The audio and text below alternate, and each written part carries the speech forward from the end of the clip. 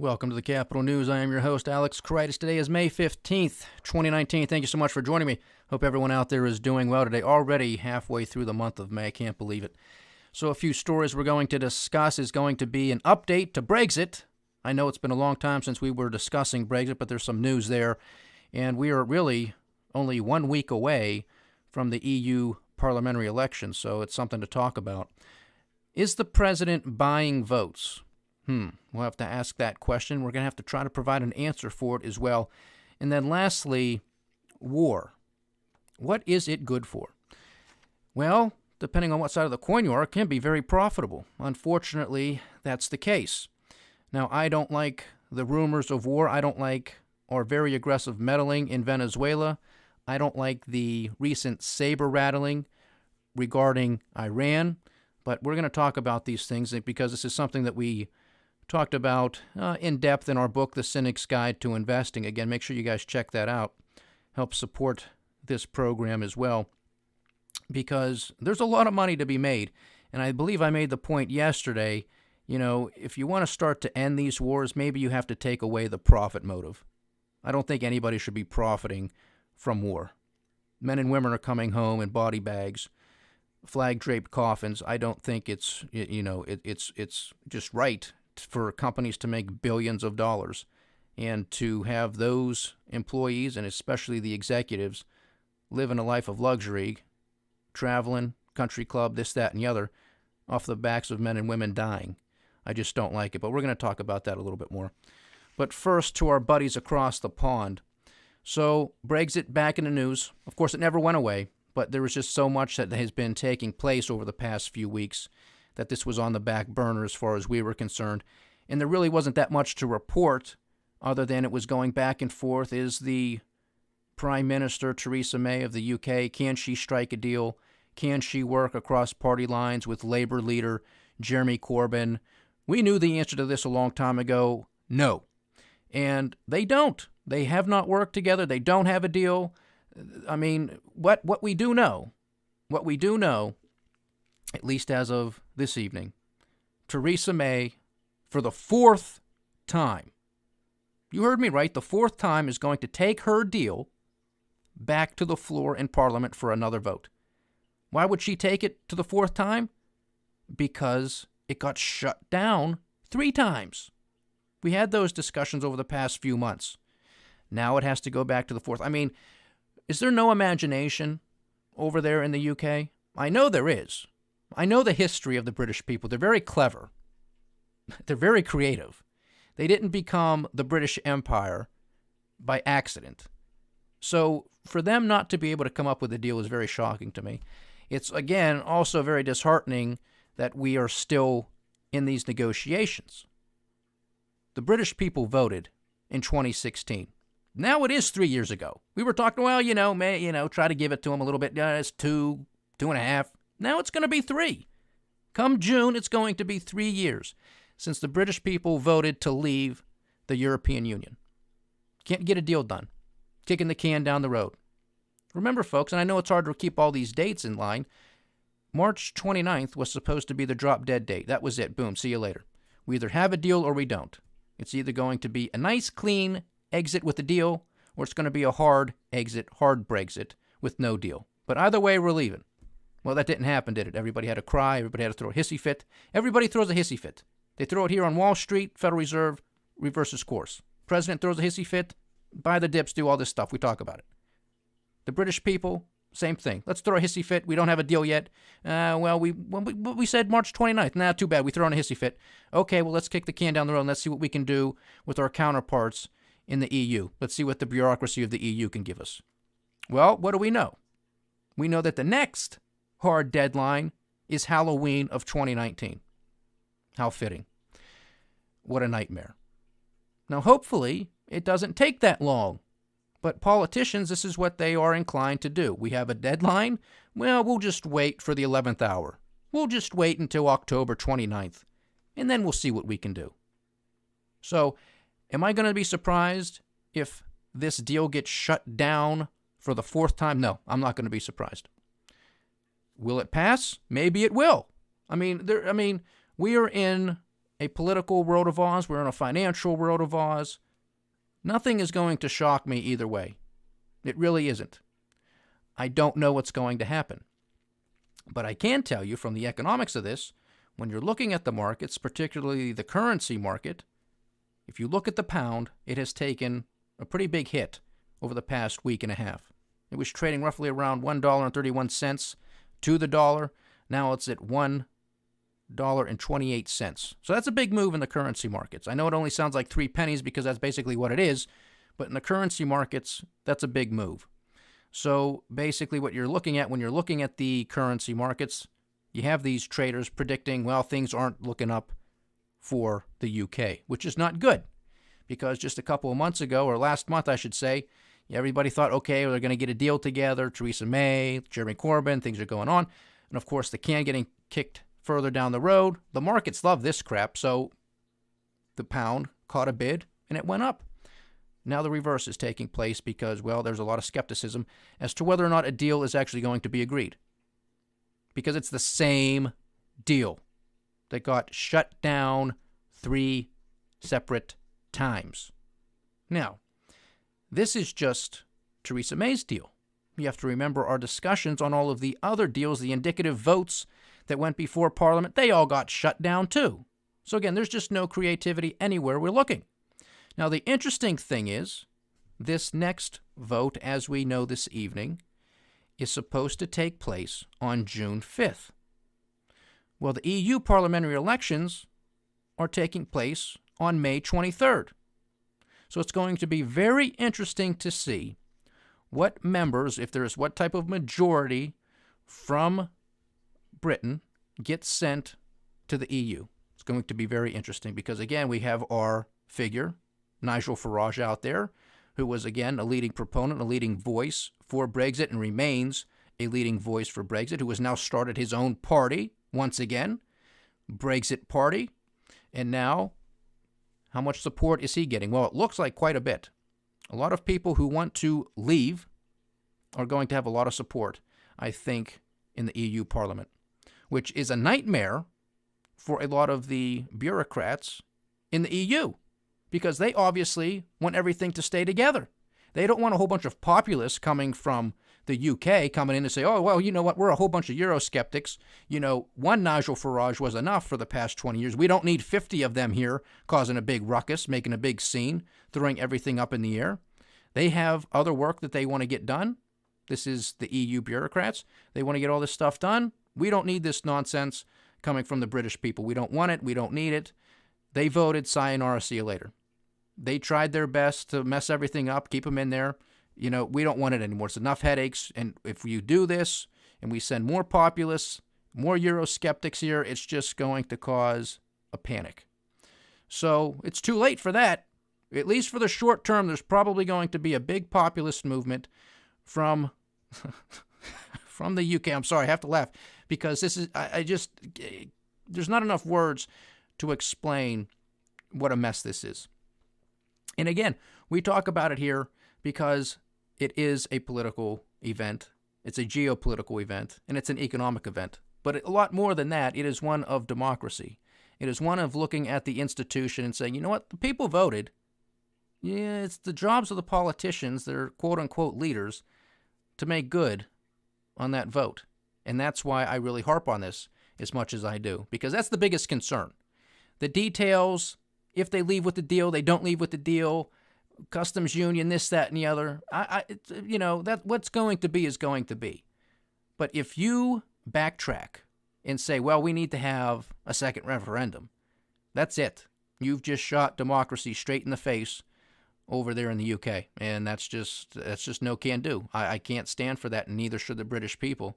And that's why you have Nigel Farage getting back aggressively into politics, starting the Brexit Party, leading the charge once again to make sure that they do leave and to make sure that the bureaucrats and the politicians in the EU know it, that we're here, we're going to cause mayhem until we leave.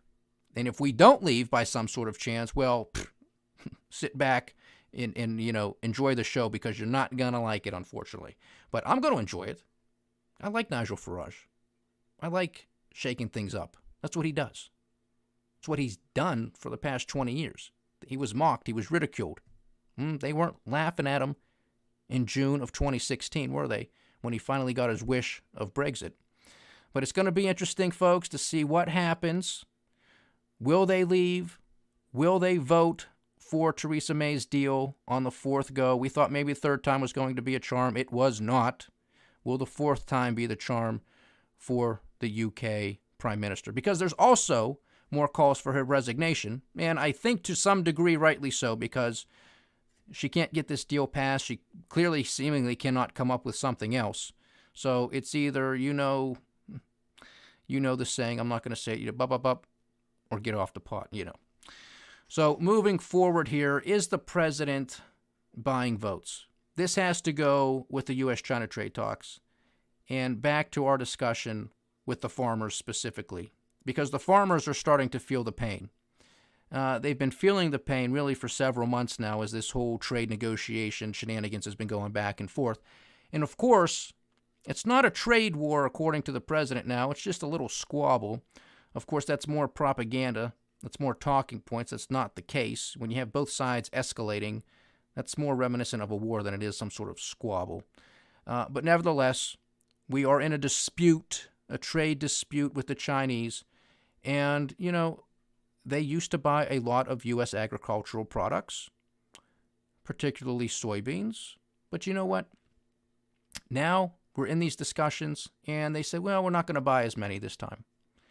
And as a consequence, the farmers are suffering. They're not selling as many. The price of these crops are going down, so they're not as profitable. So now the president has to intervene, which he has been doing over the course of these negotiations, is to continue to subsidize, which is basically a payment. It's basically a bailout of the farming industry. Now, again, we were saying here yesterday how the financial mainstream media had some of these farmers on the news yesterday and just basically asking them questions. What's going on here? Are you feeling the pain? Yeah, they are feeling the pain. They don't want the handout. They want to know from the marketplace. They want market signals that they're used to using to determine what crops do we need to grow, how do we have to rotate, How do they conduct their business? But when you have the tweeter-in-chief tweeting all the time, changing things seemingly on a dime, they don't know what to do. And at the same time, you have the reality of them not selling as many products to China and elsewhere. Well, they're taking a hit. So now you have Donald Trump, quote-unquote, coming to the rescue with these subsidies, saying all the billions of dollars that we're bringing in from these tariffs from the Chinese, which again, he continues to peddle this lie. It's a flat-out lie. He knows better, but he's still spewing it, which I cannot stand. The Chinese are not paying for it directly. They are not opening their pocketbook and sending us a check. They're not doing it. You're paying it at the cash register, or the American businesses who are importing these goods are paying for it and are squeezing their margins as a consequence, okay?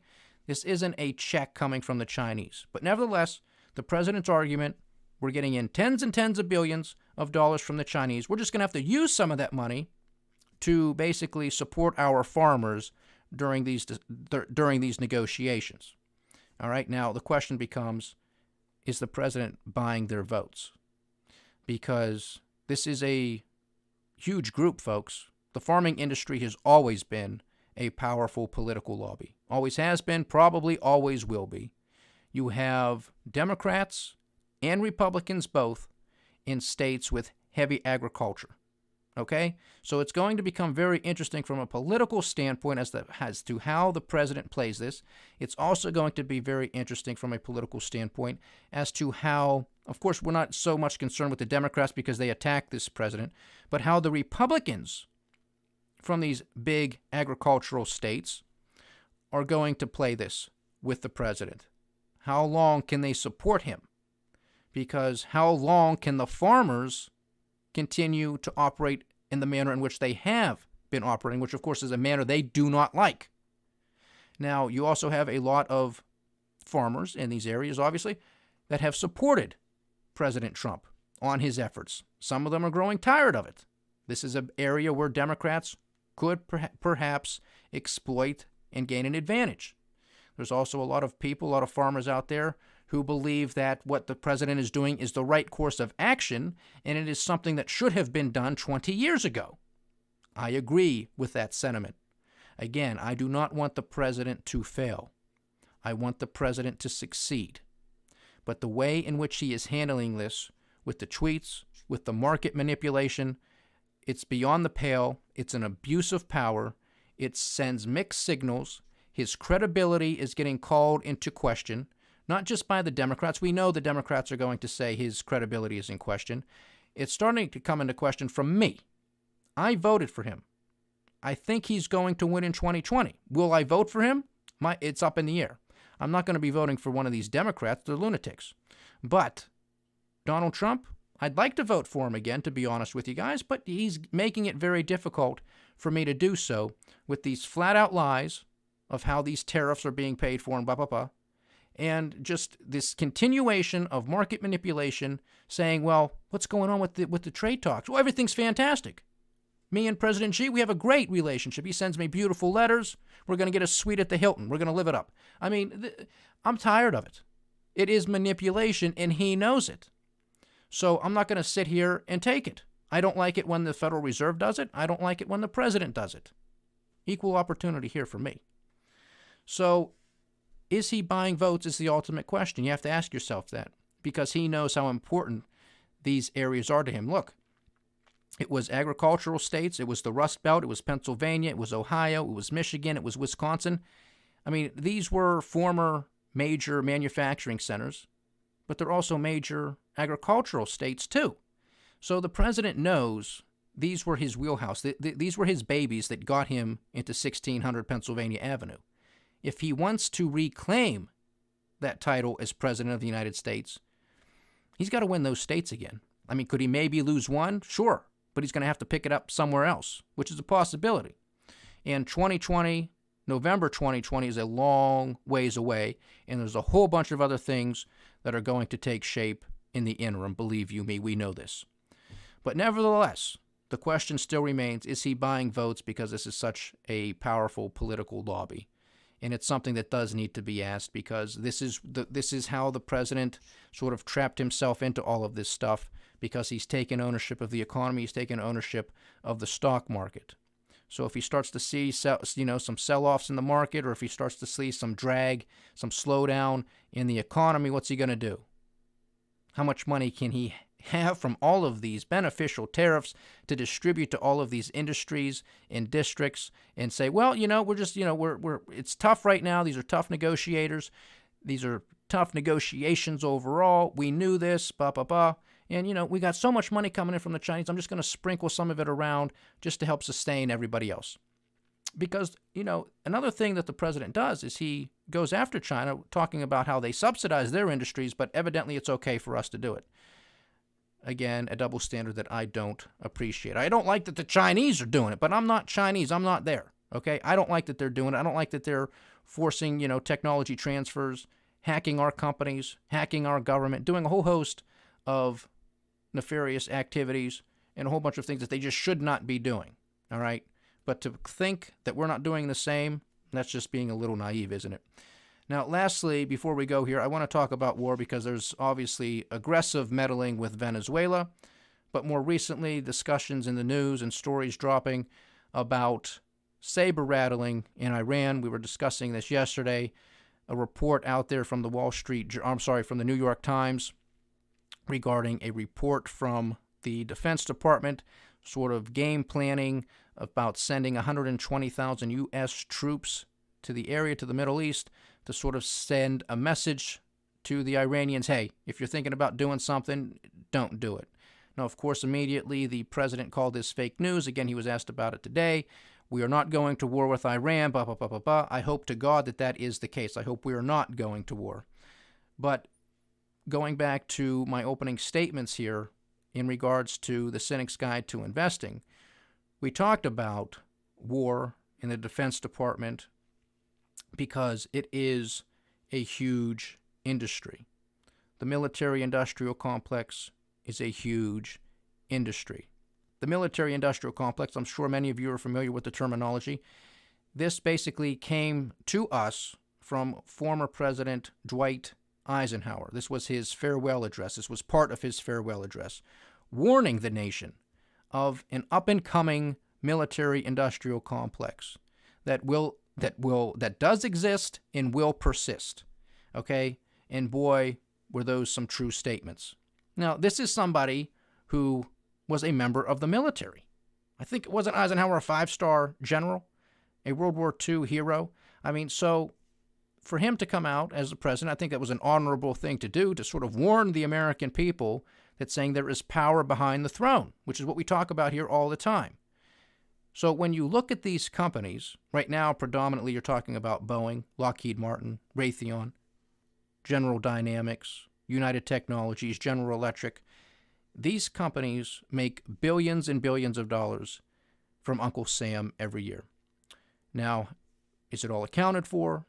How bloated is their pricing? I mean, you probably have a field day if you were, an accounting auditor and you really want to go in and see how much they're inflating these costs. I'm sure it's astronomical, which means you and I are flipping the bill. So if you want to understand how much money can be made in this industry, all you got to go do is look at those companies. Furthermore, look at how their share prices have performed over the past decade. Look at how they've actually performed over the past few years since Donald J. Trump has been the president of the United States. We talk about this all the time. We talk about it extensively in the Cynic's Guide to Investing, because it's not just the, how do you want to put it? The close relationship that exists between those companies and the government. But you also have to look at the amount of lobbying dollars that are spent from this industry to obviously lobby their efforts to politicians. And then you have to look at how much money is awarded to these companies. It's staggering. I mean, you wonder why the president was elected. It was all of these things together that the American people knew that something was wrong, that the swamp needed to be drained. But now you have the president in there, and, over the past few years, we've spent $2.1 trillion on defense. So these companies have been making out like bandits. Now, I don't know where all the money has gone before, because you're talking hundreds of billions of dollars, and really, if you're looking at the course of a decade, trillions of dollars that these companies have earned, if you will, from the U.S. government. So to say that our military was depleted, it makes you wonder, where was all of this money going? War is a racket, isn't it? Unfortunately, if you invested in these companies, you would have made a lot of money. But that's sort of the game, isn't it? If you want to play the game, you got to know the rules, you got to know the players. And these are some major players in the U.S. economy, because they are joined at the hip with Uncle Sam. And Uncle Sam doesn't earn money. Uncle Sam takes money, your taxes. So he gives it to whom he wants, and boy, do these companies get quite a bit of it. So that's where we're going to end it for today, folks. Thank you so much for joining me. Updates to Brexit. Is the president buying votes? And war, what is it good for? Well, unfortunately, it's good for making profits. But I think if we're going to have an honest discussion and really try to do our best here in the 21st century as to have some sort of higher level of consciousness, I think we should try our best to end wars and never let them happen again. But that just doesn't seem to be the case, because there's too much money to be made, and that is a sad and pitiful truth, because nobody should want to go to war. Nobody should want to send their children there. Nobody should want to go themselves. And I really cannot stand when politicians, especially those who never served in uniform, want to send everybody else to go fight a war. Maybe they should go and stand on the front lines. Maybe that should be a law. Maybe those who want to go have to do it. Maybe if you make that a law, I wonder how many senators and congressmen and women will vote for war. Ask yourself that question and let me know your thoughts. Thank you so much for joining me. It's been a pleasure having you as always. Please like, share, subscribe, get the word out. Leave your comments. We do love hearing from you. This is the Capital News. I am Alex Koritis. Godspeed.